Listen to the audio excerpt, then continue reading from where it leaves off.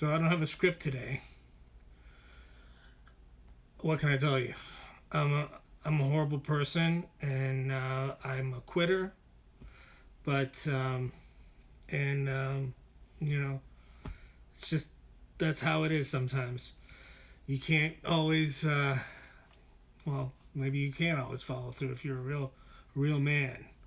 But you know, just got to go with it. Um, so nothing really to talk about. Another grocery store adventure. And it is an adventure every time I go to the grocery store, but it's the same fucking adventure. Um, a lot of I'm trying to navigate not only physically, but the danger blobs of human beings, but also socially. Just had an interaction. I wanted to get some rotisserie chicken. As you know, I'm into rotisserie chickens at Fred Meyer. When they're giving them away, they had them for like $2.35. It was amazing. I got two, but I was waiting because I was walking towards that little rack, and this lady on a lark, she saw me coming and she zoomed up to it, and looking at me because she knew I was waiting. I was standing there at least 6 feet away around the corner of the thing, but she knew I was coming for it, and she looking at me. She kept grabbing things of ribs. They look delicious. One rack of ribs, two rack of ribs, looking at me every time. And then the third rack of ribs, I was like, oh, those ribs must be fucking $2. I wouldn't know. She took all of the ribs.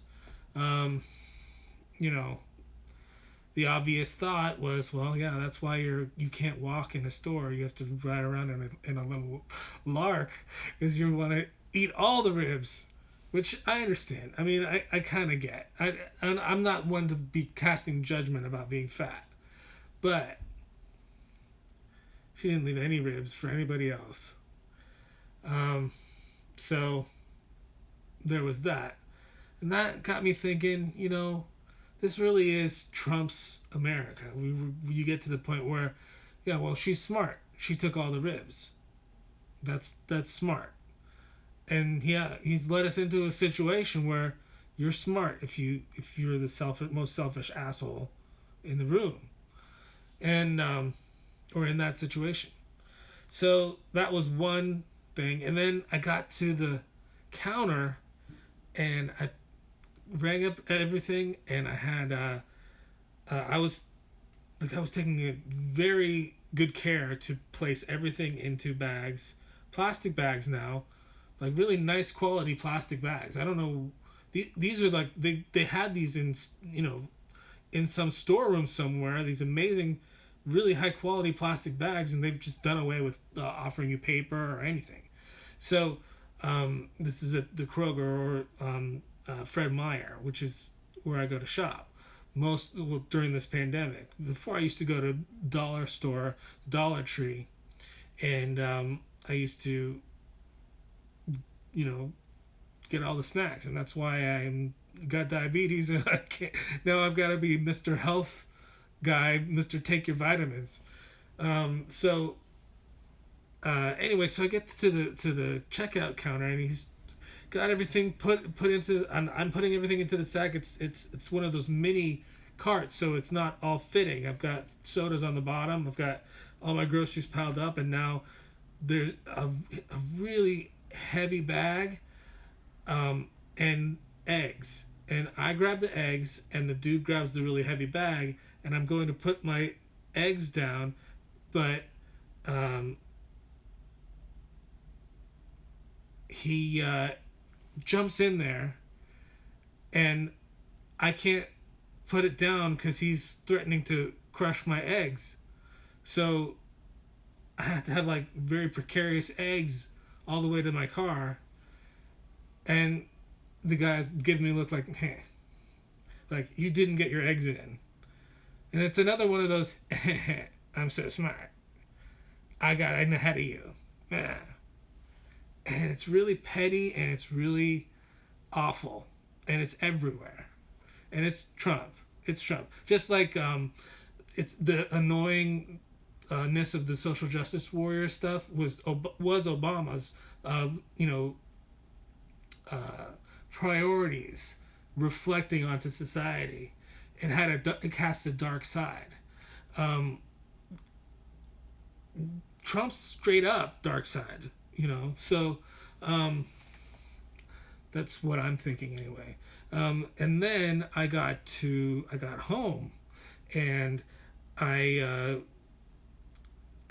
when I first get out the car, I don't take my groceries out because I go up and get my cart and bring it down. Um, but so I went up and I was like, oh, I don't want to be running up and down the stairs, even though I probably should. I hit the elevator button, and this lady comes in behind me, and the doors open for the elevator. We're both about to get in, and I'm a little bit. I've got the mask on. I'm a little. I wouldn't say I'm scared. Other people say you're scared if you're concerned about having any kind of safety.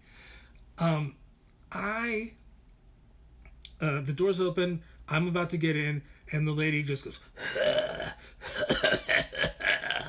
and I'm like, I'm gonna take the stairs, and she's like, it's just a smoker's cough. It's like, sure, I'm totally sure that you've been tested recently, and that's absolutely true, you know, and I should totally take your word for it. But I'm, you know, no, I was like, well, you know, great, awesome, you can have the elevator. I was feeling like I probably shouldn't take the elevator. I was going against my better judgment to begin with. But in this situation, then I'm the asshole, and even though I'm justifying it and I can support justification, socially I'm the asshole in that situation because I made her feel bad or made her feel like she's, you know, the ill one, or you know, the person with the problem. So what? I don't give a shit. I'm smart. So there's that. Also, I don't know if you watched the last video, but I flipped this coin, which I found in the same spot, which I don't know why it's wet here. It got wet at some point. But last video, I flipped the coin to decide if I should do Tinder. And I signed up for. I got on Tinder again, and I hate Tinder. I hate Tinder. Tinder's the fucking worst. Tinder makes me feel so bad. It makes you feel like not like the most dehumanized, shittiest product of a piece of shit. It makes me feel so terrible, but when you do it, you get those dopamine hits from you have a like. Oh, you have somebody likes you. Ooh, it's like ooh. But it's all bullshit, man. It's all bullshit. It's either someone who's like borderline, maybe special needs, which I have an appeal for. That's always been how it is my entire life, you know, because I feel like I'm not highfalutin enough. Special needs people find me attractive, and they approach maybe like attainable. I don't know. So there's that, and I have conversations, and it's like there's something missing here. There's not a full deck going on, or it's like people who aren't real, or maybe they're from another country and they're trying to like catfish you to giving their information. It's like it's a normal conversation, and then it turns into like broken English and some reason why they can't get back to you, or there's some kind of strange thing where they're asking you for information, and also they're like hedging, and you can just tell this is a phony person. This is a bot that I'm dealing with. And if I'm, you know, gonna have a sex bot, that's why sex bots are actually more appealing now. It's because we actually have to deal with these things trying to interact with us like human beings. And you know, I just want a hug. I don't really want a relationship. I want a hug. So Yeah, I can't wait for strip clubs to get back open. Open up those strip clubs, so I can get a hug. Yeah. So I don't know. I think this might be one of the better videos. I don't want to speak off the cuff. I want it to be written, but I didn't write. So this is what you got. All right, Cobra Strike.